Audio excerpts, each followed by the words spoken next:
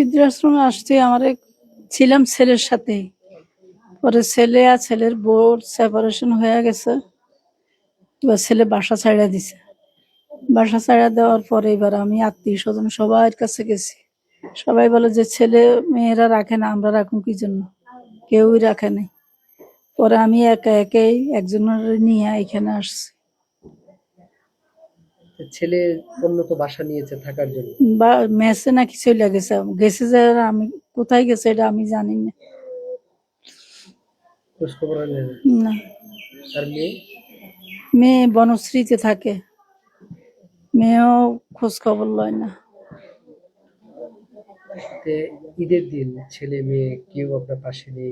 আগের ঈদ গুলার এখনকার ঈদের মধ্যে পার্থক্য থাকে? আমি তো এখন ঈদ করিয়ে নাই, ঈদ করি না। আজকে গোসলও তো করিনি। তাদের কথা মনে পড়ে? আজকে কার কথা বেশি মনে পড়ছে আজকে ঈদের দিনে? ছেলের কথা। ছেলে কোথায় আছে, কেমন আছে আল্লাহ জানে, আর আল্লাহ, আমি জানি না। ছেলে যদি আসে আপনি চলে যাবেন? আসলে তো যাবোই। আজকে মা হিসেবে চাওয়া কি আপনার ছেলের জন্য? ছেলের জন্য দোয়া করি, আর কি করব।